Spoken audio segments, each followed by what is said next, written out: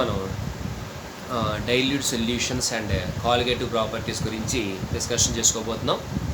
So మనకి ఇందులో first solutions గురించి మీరు లోయర్ క్లాసుల్లో చదివి ఉన్నారు. సో అయితే ఒకసారి మనం దాని గురించి ఇంట్రడక్షన్ తెలుసుకుని ఇప్పుడు మనం ప్రొసీడ్ అవుదాం. ఓకే, ఫస్ట్ మనకి సొల్యూషన్ అంటే so it is a mixer of solute and solvent అనమాట. సొల్యూటు సాల్వెంటు గనక మనకు కలిస్తే దాన్నే మనం సొల్యూషన్గా పిలవడం జరుగుతుంది అనమాట. సొల్యూట్ అంటే ఏదైతే మైనర్ క్వాంటిటీలో ఉంటాడో వాడిని మనం సొల్యూట్ అని, ఏదైతే మనకి మేజర్ క్వాంటిటీలో ఉంటాడో వాడిని సాల్వెంట్ అని చెప్పేసి మనకు పిలుస్తారనమాట. కాబట్టి సో సొల్యూటు సాల్వెంటు అనే ఇద్దరు మనకి సొల్యూషన్లో ఉండడం జరుగుతుంది. కాబట్టి ఇద్దరు ఉన్నారు కాబట్టి వీళ్ళని మనం బైనరీ సొల్యూషన్స్ ఉన్నాడు కూడా పిలుస్తారు. బైనరీ సొల్యూషన్స్ అంటే ఇద్దరు ఉన్నారు కాబట్టి. సో ఇలా మనకి ఈ బైనరీ సొల్యూషన్స్ గురించే మనం ఇక్కడ డిస్కషన్ చేయబోతాం అనమాట. So solute solvent, solute which is present in a minor quantity, solvent which is present in a major quantity. అయితే మనకి ఈ సొల్యూషన్స్ని క్లాసిఫై చేయడం జరిగిందనమాట. సో ఏ విధంగా క్లాసిఫై చేశారంటే so number of moles of సొల్యూట్ని ఆధారంగా చేసుకుని ఫస్ట్ది, తర్వాత రెండవది సో సొల్యూషన్ ఫార్మ్ అయిన తర్వాత ఆ ఫేజ్ ఆఫ్ ద సొల్యూషన్ బట్టి, సో ఆ తర్వాత మనకి physical state of solute and సాల్వెంట్ని బట్టి మనకి క్లాసిఫై చేయడం జరిగింది. ఓకేనా, ఒకటేంటి number of moles of solute, so based on the number of moles of solute, తర్వాత ఫేజ్ ఆఫ్ ద సొల్యూషన్, తర్వాత physical state of the solute and solvent అనమాట. ఓకే, సో అయితే ఫస్ట్ది number of moles of solute అనమాట. So number of moles of సొల్యూటు మనకి చాలా తక్కువగా ఉంటే, ఎవరితో కంపేర్ చేస్తే నెంబర్ ఆఫ్ మోల్స్ ఆఫ్ సాల్వెంట్తో కంపేర్ చేస్తే, number of moles of solute తక్కువగా ఉంటే నెంబర్ ఆఫ్ మోల్స్ ఆఫ్ సాల్వెంట్తో కంపేర్ చేస్తే అటువంటి సొల్యూషన్స్ని డైల్యూట్ సొల్యూషన్స్ అని పిలిచారన్నమాట. సో అలా కాకుండా number of moles of solute ఎక్కువగా ఉందనుకోండి, బాగా ఎక్కువగా ఉందనుకోండి, అటువంటి సొల్యూషన్ని కాన్సన్ట్రేటెడ్ సొల్యూషన్స్ అని పిలిచారనమాట. కాబట్టి based on the number of moles of solute దాని compare to the number of moles of solvent రెండు రకాలుగా వర్గీకరించారు, dilute solutions and concentrated solutions. తర్వాత రెండోది మనము సొల్యూట్ని సాల్వెంట్ కలిపితే అక్కడ మనకి సొల్యూషన్ ఫార్మ్ అవుతుంది కదా.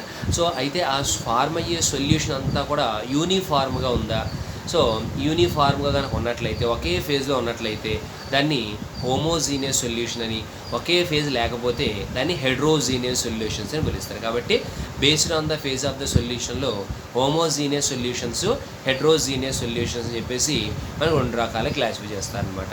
సో ఇక మూడో వెరైటీ ఏంటంటే సో మనకి physical state of solute and solvent అనమాట. అంటే నీకు అక్కడ మనకి సొల్యూటు సాలిడ్గా ఉండొచ్చు, లిక్విడ్గా ఉండొచ్చు, గ్యాస్గా ఉండొచ్చు, అలాగే సాల్వెంట్ కూడా సాలిడ్గా ఉండొచ్చు, లిక్విడ్గా ఉండొచ్చు, గ్యాస్గా ఉండొచ్చు. సో ఇలాగా ఈ different physical state of solute and సాల్వెంట్ని బట్టి కూడా మనకి క్లాసిఫై చేయడం జరిగిందనమాట. కాబట్టి సో ఎన్ని రకాలుగా మనకి సొల్యూషన్స్ని క్లాసిఫై చేశారంటే based on the number of moles of solute, తర్వాత రెండోది వచ్చేసి మనకి ఫేజ్ ఆఫ్ ద సొల్యూషన్, మూడోది వచ్చేసి based on the physical state of solute and solvent అనమాట. అయితే based on the number of moles of solute రెండు వచ్చాయి, డైల్యూట్ సొల్యూషన్స్, కాన్సన్ట్రేటెడ్ సొల్యూషన్స్. తర్వాత based on the phase of the solution అక్కడ రెండు వచ్చాయి, హోమోజీనియస్, హెట్రోజీనియస్. తర్వాత బేస్డ్ ఆన్ ద మనకి physical state of solute and solvent అక్కడ డిఫరెంట్ వెరైటీస్ ఆఫ్ సొల్యూషన్స్ వస్తాయి. సో అయితే వీటిల్లో మనము ఎవరి గురించి చదవాలి, సో డైల్యూట్ కాన్సన్ట్రేటెడ్లో డైల్యూట్ సొల్యూషన్స్ గురించి చదువుకోవాలన్నమాట. తర్వాత రెండోది ఏంటంటే హోమోజీనియస్, హెట్రోజీనియస్లో హోమోజీనియస్ సొల్యూషన్స్ గురించి చదువుకోవాలి. తర్వాత మూడోది ఏంటంటే మనకి అక్కడ ఫిజికల్ స్టేట్ డిఫరెంట్ సొల్యూట్ సాలిడ్గా ఉండొచ్చు, సాల్వెంట్ లిక్విడ్గా ఉండొచ్చు అనుకున్నాం కదా. సో అందుట్లో మనం ఇక్కడ చదవబోయేది సొల్యూట్ సాలిడ్, సాల్వెంట్ లిక్విడ్ అనమాట. So solid and liquid solution గురించి మనం ఇక్కడ చదవబోతాం అనమాట. కాబట్టి సో మనం చదివేది dilute solutions, homogeneous solutions and solid in liquid solution అనమాట. ఓకేనా, అంటే మనం కలిపే సొల్యూట్ ఏమో సాలిడ్, మనం తీసుకునే సాల్వెంట్ ఏమో లిక్విడ్గా ఉండడం జరుగుతుంది అనమాట. అది సొల్యూషన్స్ యొక్క క్లాసిఫికేషన్ అనమాట. ఓకే. ఓకే, నెక్స్ట్ ఇంకా మనం కాలిగేటివ్ ప్రాపర్టీస్ అంటే ఏంటో చూద్దాం. కాలిగేటివ్ ప్రాపర్టీస్ అంటే ఏంటంటే జనరల్గా మనం ఏదైతే సొల్యూషన్ తయారు చేస్తున్నామో ఆ ఫార్మ్ అయ్యే సొల్యూషన్ యొక్క ప్రాపర్టీ జనరల్గా మనం కలిపే సొల్యూట్ యొక్క స్వభావం మీద ఆధారపడి ఉంటుంది. సో అంటే the property of a solution generally depends upon the nature of the solute అనమాట. కానీ కొన్ని ప్రాపర్టీస్ ఎలా ఉంటాయంటే, సో మనం కలిపే సొల్యూట్ యొక్క స్వభావానికి సంబంధం లేకుండా మనం కలిపే సొల్యూట్ యొక్క number of particles which are present in the solution దాని మీద డిపెండే ఉంటాయన్నమాట. అంటే ఏ ప్రాపర్టీస్ అయితే మనం కలిపే సొల్యూట్ యొక్క number of particles present in the solution మీద ఆధారపడతాయి తప్ప నేచర్ ఆఫ్ ద సొల్యూట్ మీద ఆధారపడకపోతే అటువంటి సొల్యూషన్స్ ఉన్న ప్రాపర్టీస్ని ఏమని పిలుస్తామంటే కాలిగేటివ్ ప్రాపర్టీస్ అని పిలుస్తారనమాట. కాబట్టి the properties of a solution depends upon the number of solute particles independent of the nature of the solute. దాన్నే కాలిగేటివ్ ప్రాపర్టీస్ అని చెప్పేసి మనం పిలుస్తారనమాట. అయితే ఇక్కడ ఈ కాలిగేటివ్ ప్రాపర్టీస్ మనం చదువుకోబోయే ముందర మనం తీసుకునే సొల్యూట్ ఎలా ఉండాలి అనేది మనం నేర్చుకుంటే, మనం చెప్పుకున్న ఆల్రెడీ ఇందాకే మనం ఎటువంటి సొల్యూషన్స్ గురించి చదువుతామో based on the physical state solid in liquid. అంటే మన సొల్యూట్ ఎవరు సాలిడ్ అనమాట, మన సాల్వెంట్ ఎవరు లిక్విడ్ అనమాట. సో సాలిడ్ మనం తీసుకుంటాం కదా మనం ఇందులో సొల్యూట్గా. కాబట్టి ఇక్కడ మనం తీసుకునే సొల్యూట్ నాన్ వాలటైల్ అయి ఉండాలి. ఉండాలన్నమాట. ఓకే, తర్వాత ఆ సొల్యూట్ అసోసియేషన్లో కానీ డిసోసియేషన్లో కానీ పార్టిసిపేషన్ చేయకూడదు. సో డిసోసియేషన్ అంటే వాడు అయాన్స్గా మారిపోవడం అనమాట. అసోసియేషన్ అంటే కలిసిపోవడం. అంటే మనకి అటు అసోసియేషన్లోనూ పాల్గొనకుండా ఉండాలి, డిసోసియేషన్లో కూడా పాల్గొనకుండా ఉండాలి. అలాంటి వాడిని మాత్రమే మనము ఇక్కడ సొల్యూట్గా తీసుకుంటే వాడు మాత్రమే మన కాలిగేటివ్ ప్రాపర్టీస్కి ఏవైతే మనం చెప్పుకోబోతామో వాడిని ఒబే చేస్తాడనమాట, లేకపోతే డీవియేషన్స్ వచ్చేస్తాయి. ఓకే, సో ఇలాగ మనకి కాలిగేటివ్ ప్రాపర్టీస్ని మనం సాటిస్ఫై ఏవైతే ఆ ప్రాపర్టీస్ని ఒబే చేయాలి అని అంటే సొల్యూటు ఖచ్చితంగా నాన్ వాలటైల్ అసోసియేషన్లో డిసోసియేషన్లో పాల్గొనకూడదు. తర్వాత నెక్స్ట్ మనం ఈ సొల్యూట్ని సాల్వెంట్ కలిపేసాం కదా, సొల్యూషన్ వచ్చేస్తుంది కదా.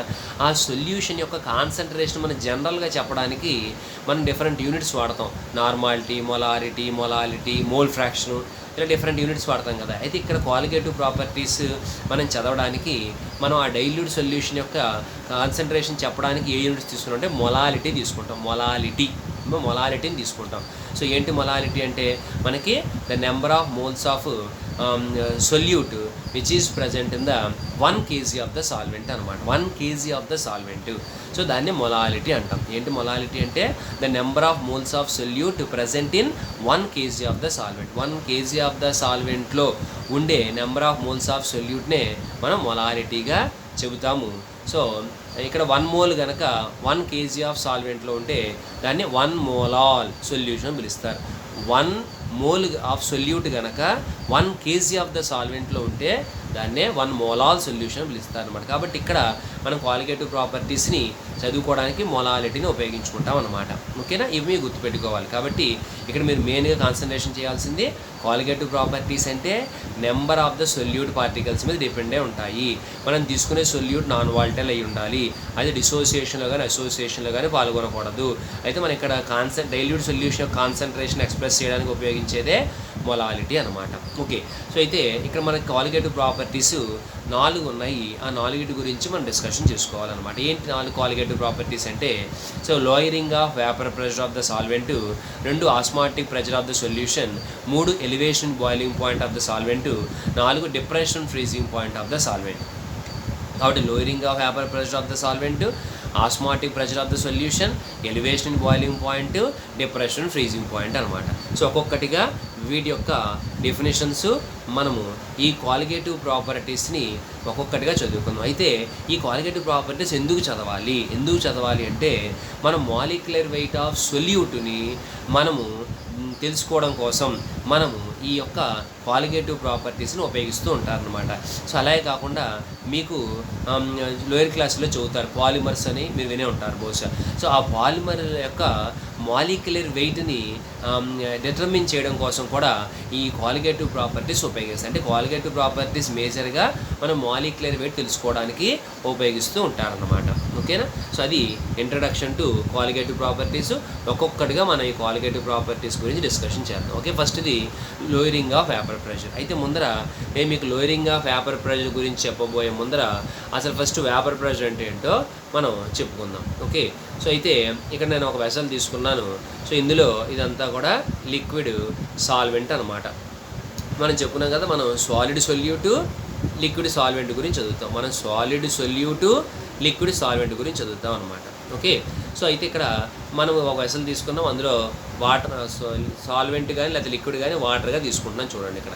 సో వాటర్గా తీసుకుంటే majority of the solutions are made up of, మన ల్యాబ్లో కూడా వాటర్తోనే తయారు చేస్తాం కాబట్టి ఇక మనం వాటర్ని సాల్వెంట్గా తీసుకుందాం. సో ఇక్కడ మనం ఫస్ట్ ఒక వెసల్లో నేను ఎవరిని తీస్తున్నాను, వాటర్ని తీస్తున్నాను, దాన్ని క్లోజ్ చేసేసాను. సో ఇప్పుడు ఈ వాటర్ యొక్క సర్ఫేస్ లేయర్ ఉంటుంది కదా, సో ఆ వాటర్ సర్ఫేస్ మీద ఉండే వాటర్ మాలిక్యూల్స్ ఏం చేస్తాయంటే వేపర్గా మారుతాయి. వాటర్ మీద ఉండేవాళ్ళు ఏం చేస్తారు, సర్ఫేస్ మీద ఉండేవాళ్ళు వేపర్గా మారుతారు. అంటే లిక్విడ్ ఏమైందనమాట, సో వేపర్గా మారింది, లిక్విడ్ వేపర్గా మారింది. సో లిక్విడ్ వేపర్గా మారితే దాన్నే వేపరైజేషన్ అని పిలుస్తారు అన్నమాట. సో వేపరైజేషన్ పిలుస్తారు. సో బిగినింగ్లో మనకి లిక్విడ్ మాలిక్యూల్స్ ఏవైతే సర్ఫేస్ మీద ఉన్నాయో, వాటర్ మాలిక్యూల్స్ ఏవైతే సర్ఫేస్ మీద ఉన్నాయో అది వేపర్గా మారుతూ ఉంటుంది అనమాట. అయితే మనకి వాడిని మనం క్లోజ్ చేస్తాం కాబట్టి వాళ్ళు బయటికి వెళ్ళిపోకుండా మరలా ఏం చేస్తారంటే ఇలాగా మరలా వాటర్గా మారిపోతారు. అంటే మళ్ళీ వేపర్ ఏమైంది, లిక్విడ్గా మారిపోయింది. సో లిక్విడ్ వేపర్ అయితే మనం దాన్ని వేపరైజేషన్ అన్నాం. వేపర్ లిక్విడ్ అయితే దాన్ని కండెన్సేషన్ అంటారనమాట. కండెన్సేషన్ అంటే నీకు లిక్విడ్ వేపర్గా మారుతుంది ఇనీషియల్గా, తర్వాత వేపర్ లిక్విడ్గా మారుతుంది. ఇలా జరుగుతుండగా కొంతసేపటికి లిక్విడ్కి వేపర్కి మధ్యలో మనకి ఈక్విలిబ్రియం వస్తుందన్నమాట. సో ఇలా లిక్విడ్కి వేపర్కి మధ్యలో ఈక్విలిబ్రియం వచ్చిన తర్వాత సో ఈ వేపర్ మీద ఉండే, ఈ వేపర్లో ఉండే మాలిక్యూల్స్ లిక్విడ్ సర్ఫేస్ ఉంది కదా, లిక్విడ్ సర్ఫేస్, సో వాటి మీద ప్రెషర్ని ఎగ్జర్ట్ చేస్తాయన్నమాట.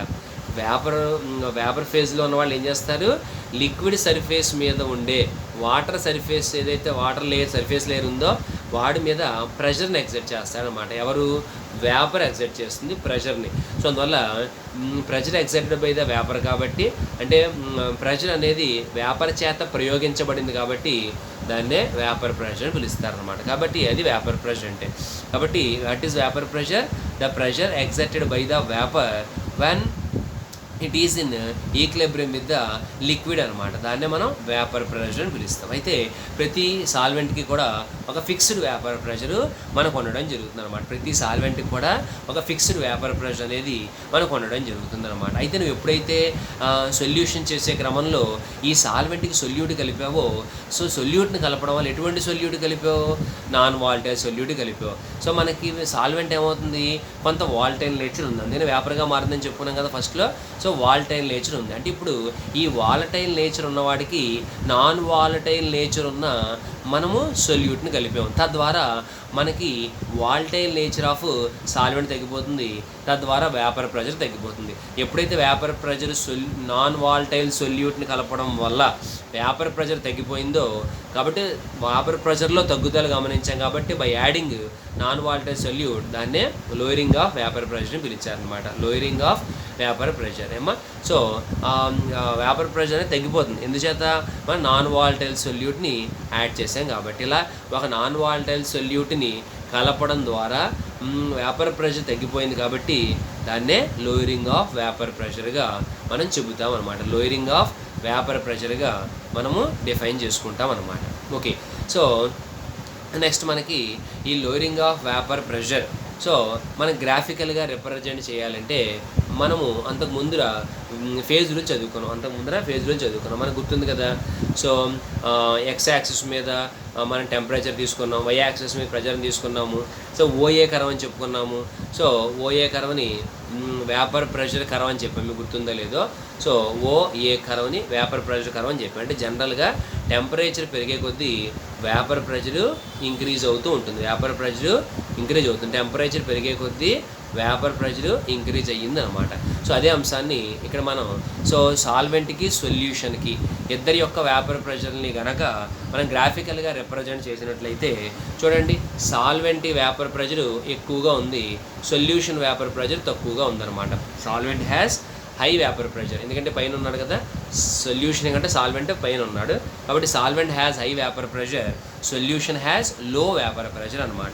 సో వేపర్ ప్రెషర్ అనేది మనకి సాల్వెంట్కి ఎక్కువగా ఉంటుంది, సొల్యూషన్ తక్కువగా ఉంటుంది. ఎందుచేత మనం సాల్వెంట్ ఎవరిని కలిపాము, నాన్ వాల్టైల్ సొల్యూట్ని కలిపాము. సో వాల్టైల్ కానివాడిని కలిపాం. అలా వాల్టైల్ కానివాడిని కలపడం వల్ల డెఫినెట్గా మనకి ఏమైందనమాట, ఆ యొక్క వేపర్ ప్రెషర్లో ఆ తగ్గుదలని గమనించామన్నమాట. ఆ వేపర్ ప్రెషర్లో ఉండే తగ్గుదలని మనము లోయరింగ్ ఆఫ్ వేపర్ ప్రెషర్ అని చెప్పేసి మనం పిలుస్తామన్నమాట. ఏమ్మా, సో అయితే మనకి ఇక్కడ ఏంటి ఎందుకు లోయరింగ్ ఆఫ్ వేపర్ ప్రెషర్ ఉంది అదే ఇక్కడ మనం చెప్తున్నాం. When a non volatile solute is added to the wall tile solvent చెప్పుకున్నాం కదా.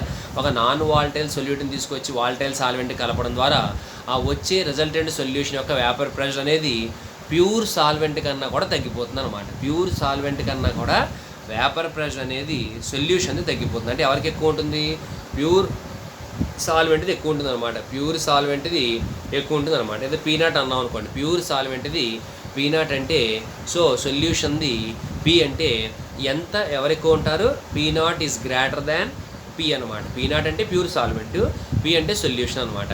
సో ఎంత తగ్గింది అంటే ఎలా తెలుస్తుంది, ఎక్కువలోంచి తక్కువ తీసేస్తాం. సో పీ0 మైనస్ పీ అనమాట. సో ఈ పీ0 మైనస్ పీనే మనం డెల్టా పీ అని కూడా రిప్రజెంట్ చేయొచ్చు. ఎప్పుడైతే పీ0 మైనస్ పీ మనకి ఎంత తగ్గుదలని ఇస్తుంది, దాన్నే మనం ఎంత తగ్గిందో ఇస్తుంది వేపర్ ప్రెషర్లో, దాన్నే మనం వేపర్ ప్రెషర్లో తగ్గుదలగా గమనిస్తాము. That is represented with a delta P అనమాట, delta P. So lowering of vapour pressure. అయితే ఎందుకు ఆ వేపర్ ప్రెషర్ తగ్గిపోతుంది అని అంటే కనుక ఇంక్రీజ్ ఇన్ ద డెన్సిటీ అనమాట. సో ఎప్పుడైతే నువ్వు సొల్యూట్ కలిపావో ఆ సొల్యూట్ ఏమవుతుంది, మనకి ఈ సాల్వెంట్ కలవడం ద్వారా ఫార్మ్ అయ్యే సొల్యూషన్ యొక్క డెన్సిటీ ఎక్కువైపోతుంది అనమాట. ఎప్పుడైతే మీకు తెలుసు కదా డెన్సిటీ ఎక్కువైపోయిందో అంత తొందరగా వేపర్గా మారదనమాట, అంత తొందరగా ఎవాపరేషన్ జరగదనమాట. కాబట్టి వేపర్గా మారడం అనేది తగ్గిపోతుంది because of increase in the density by adding A non volatile solute. అంటే మనం ఏం చెప్పుకోవాలి సింపుల్గా, ఒక నాన్ వాల్టైల్ సొల్యూట్ని కలపడం ద్వారా వచ్చే సొల్యూషన్లో డెన్సిటీ పెరిగి మనకి ఎవాపరేషన్ అనేది తగ్గిపోయింది, అందువల్ల వేపర్ ప్రెషర్ తగ్గిపోతుంది. కాబట్టి ప్యూర్ సాల్వెంట్కి ఎప్పుడు వేపర్ ప్రెషర్ ఎక్కువ ఉంటుంది, సొల్యూషన్ వేపర్ తక్కువ ఉంటుంది. ఎంత తగ్గిందో చెప్పడమే లోయరింగ్ ఆఫ్ వేపర్ ప్రెషర్ అనమాట. అయితే ఇక్కడ మనకి ఇంకొకటి కూడా నేర్చుకోవాలి. సో అదేంటంటే relative lowering of vapour pressure అనమాట. ఇంకొకటి కూడా మనం ఇక్కడ నేర్చుకోవాలి, that is relative lowering of vapour pressure. So ఏంటి relative lowering of vapour pressure అంటే ఏం లేదు. సో మనం పీ0 మైనస్ పీ అంటే ఏమన్నాము, సొల్యూషన్లో ఎంత వేపర్ ప్రెషర్ మనకు తగ్గింది కదా.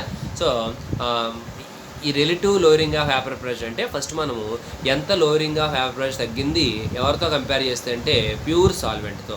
సో దాన్నే relative lowering of vapour pressure అంటాం. అంటే it is defined as the ratio between the lowering of vapour pressure to the vapour pressure of the pure solvent, దాన్నే relative lowering of vapour pressure అని పిలుస్తాం.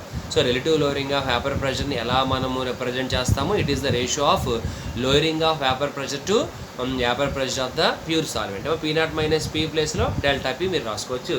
So delta P by పీ0 is equal to relative lowering of vapour pressure. So దీన్నే మనం relative lowering of vapour pressure అని చెప్పేసి మనం పిలుస్తాం అన్నమాట. ఓకే, సో అయితే మనకి ఈ relative lowering of vapour pressure ఏమని చెప్పుకుంటున్నాము, ఎంతైతే నాన్ వాల్టైల్ సొల్యూట్ను కలపడం ద్వారా సో వేపర్ ప్రెషర్లో తగ్గుదల వచ్చిందో దాన్నే లోయరింగ్ ఆఫ్ వేపర్ ప్రెషర్ అన్నాము. దట్ టు ఆ రేషియో ఎవరి మధ్య, lowering of vapour pressure to so vapour pressure of the pure solvent అనమాట, vapour pressure of the pure solvent అనమాట.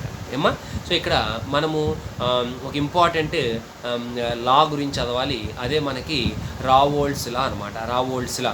సో ఈ రావోల్ట్స్ లా గురించి మనము ఇక్కడ చదువుకోవాలి.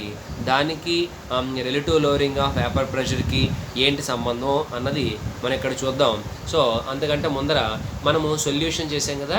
సో మనం సొల్యూషన్ చేసాం కాబట్టి ఆ సొల్యూషన్లో మనకి సొల్యూటు సాల్వెంటు ఇద్దరు ఉంటారనమాట. సో ఇందాక చెప్పాం కదా, కాన్సన్ట్రేషన్ ఎక్స్ప్రెస్ చేయడానికి డిఫరెంట్ యూనిట్స్, అందులో మోల్ ఫ్రాక్షన్ కూడా ఒకటి. కాబట్టి ఎప్పుడు కూడా మనము mole fraction of the solvent plus mole fraction of the solute that is always equal to 1. ఏమా అంటే ఏ అంటే సాల్వెంట్ అని గుర్తుపెట్టేసుకోండి, బి అంటే సొల్యూట్ అని గుర్తుపెట్టేసుకోండి. ఏ ఎప్పుడు మీకు ఇక్కడ ఏ ఎప్పుడు కనబడినా సాల్వెంట్దే, బి ఎప్పుడు కనబడినా సొల్యూట్దే. కాబట్టి సో ఏ ఎప్పుడు మనకి mole fraction of the solvent అయితే బి ఎప్పుడు mole fraction of the solute అనమాట. సో వాళ్ళిద్దరినీ కలిపితే మనకి 1కి సమానం అవుతుంది అనమాట. వాళ్ళిద్దరినీ కలిపితే 1కి సమానం అవుతుంది అనమాట. ఓకే, సో అయితే మనకి ఇక్కడ ఎక్స్ఏ అంటే ఎవరని చెప్పుకుంటున్నాం, mole fraction of A solvent అని చెప్తున్నాం, అది ఏ. ఎక్స్బి అంటే మోల్ ఫ్రాక్షన్ ఆఫ్ ద సొల్యూటు, అది బి అనమాట. ఏమ్మా సో అయితే మీరు ఇక్కడ ఇంకొక మాట గుర్తు తెచ్చుకోవాలి. మీరు ఫస్ట్ ఇయర్లో చదివి ఉంటారు. సో రావోల్స్లా యాక్చువల్గా లిక్విడ్స్ ఇన్ లిక్విడ్స్కి చెప్పింది. రావోల్స్లా లిక్విడ్ ఇన్ లిక్విడ్ అంటే అక్కడ మీకు సొల్యూటు లిక్విడే, సాల్వెంట్ కూడా లిక్విడే, సొల్యూటు లిక్విడే, సాల్వెంట్ కూడా లిక్విడే. అప్పుడు మీకు అక్కడ ఏం చెప్పిందంటే Raoult's law, so liquid in liquid సొల్యూషన్స్కి so pressure, so partial pressure of A is directly proportional to mole fraction of A అని చెప్పేసి మనకు చెప్పడం. అంటే సొల్యూషన్లో ఎవరెవరు ఎంత ప్రెషర్ని ఇస్తారు అన్నప్పుడు ఆ సొల్యూషన్లో ఉండే మోల్ ఫ్రాక్షన్ బట్టే మనకి వాడి యొక్క ప్రెషర్ ఉంటుంది అని చెప్పడమే రావోల్స్లా అనమాట. ఇది లిక్విడ్స్ అండ్ లిక్విడ్స్ అది. ఇప్పుడు మనం తెలుసుకోబోతున్నది సో సాలిడ్ అండ్ లిక్విడ్స్కి. Okay, so the partial pressure of A is directly proportional to the mole fraction of A అని చెప్పేసి మనకు చెప్పడం జరిగింది. సరే, ఇక్కడ ప్రపోర్షనాలిటీని తీసేయడం కోసం కాన్స్టెంట్ ఉపయోగించుకుంటాం. కాబట్టి that is PA is equal to P naught A XA అనమాట. So PA is equal to P naught A XA అనమాట. అంటే ఇప్పుడు మనకి ఇక్కడ ఎక్స్ఏ అని వీళ్ళు బట్టి రాబట్టచ్చు కదా. ఎక్స్ఏ ఈజ్ ఈక్వల్ టు ఏమవుతుంది మనకి, XA is equal to, so XA ఏమవుతుంది అనమాట అంటే పిఏ బై పీ నాట్ ఏ అవుతుంది. ఎక్స్ఏ కదా, పిఏ బై పీ నాట్ ఏ అవుతుంది. అయితే మనం ఇందాక మోల్ ఫ్రాక్షన్ బట్టి ఒక రిలేషన్ రాసాం. XA plus XB is equal to 1 అని రాసాం. XA plus XB is equal to 1 అని రాసాం. ఏమా దీన్ని బట్టి మనం ఎక్స్బి రాయొచ్చు కదా. So XB is equal to 1 minus XA అని రాసుకోవచ్చు కదా. ఓకే, సో ఇప్పుడే మనం ఎక్స్ఏ అంటే చెప్పుకున్నాం కదా. ఏంటి మనకి ఎక్స్ఏ అంటే PA by P naught A కదా, PA by P naught A. So ఇక్కడ మనం వీళ్ళిద్దరి మధ్య రేషియో కనుక మనం చూసినట్లయితే XB is equal to P naught A minus PA by P naught A కదా.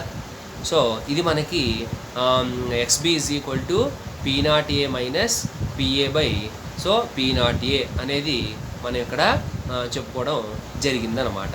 సో దీన్ని బట్టే మనం రావోల్స్లా గురించి మాట్లాడతాము. చూడండి, సో ఇక్కడ చూడండి, PA by P naught A is equal to ఇందా చెప్పాం, PA by P naught A is equal to XA. This is from liquid Raoult's law, liquid Raoult's law అనమాట అది. సో ఎక్స్ఏ ప్లేస్లో సబ్స్టిట్యూట్ చేసాం. 1 minus PA by P naught A, so that is equal to P naught A minus PA by P naught A is equal to XB అనమాట. So P naught A minus PA by P naught A అంటే that is lowering of vapour pressure. So 2A ఏంటనమాట, P naught A అనమాట. So P naught A అంటే vapour pressure of the pure solvent. అంటే ఇదేమో lowering of vapour pressure, so ఇదేమో vapour pressure of the solvent అనమాట. Vapour pressure of the solvent, pure solvent అనమాట. So పైది P naught A minus PA by P naught A అంటే vapour pressure of the pure solvent minus vapour pressure of the solution divided by so vapour pressure of the pure solvent అంటే relative lowering of vapour pressure, అదే కదా మనకి. So that is equal to XB అని వచ్చింది. So relative lowering of vapour pressure is equal to XB అంటే ఏంటనమాట మనకి. So రావోల్స్లా ఏం చెప్పింది అని అంటే, ఇదేంటి మనం చెప్పుకునే రావోల్స్లా ఏంటంటే సాలిడ్ లిక్విడ్ అనమాట. ఏం చెప్పింది, so XB is equal to delta P by P naught. So ఏబీలు పక్కన పెట్టేయండి. సో అంటే ఇక్కడ మనం చెప్పుకోవాల్సింది ఏంటంటే ఇదేంటి relative lowering of vapour pressure రాస్తుంది. ఇదిగా ratio of lowering of vapour pressure to pure solvent కదా. So relative lowering of vapour pressure is equal to the mole fraction of the solute. Mole fraction of the solute. So అంటే మీకు అక్కడ సొల్యూషన్లో మనకి relative lowering of vapour pressure అనేది ఎవరికి సమానం అవుతుంది అని అంటే మోల్ ఫ్రాక్షన్ ఆఫ్ ద సొల్యూట్కి సమానం అవుతుంది. అంటే సొల్యూషన్లో సొల్యూట్ యొక్క మోల్ ఫ్రాక్షన్కి relative lowering of vapour pressure సమానం అవుతుంది అని చెప్పేసి ఈ రా వర్డ్స్లో చెప్పడం జరిగింది. ఈ రా వర్డ్స్లో ఎవరికంటే సాలిడ్స్ ఇన్ లిక్విడ్కి అనమాట. ఈ రా వర్డ్స్లో ఎవరికి సాలిడ్స్ ఇన్ లిక్విడ్స్కి అనమాట.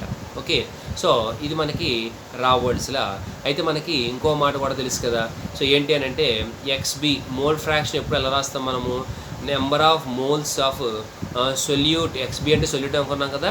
So number of moles of solute by total number of moles of solute and solvent అనమాట. సొల్యూట్ సాల్వెంట్ అంటే NB by NA plus NB అనమాట.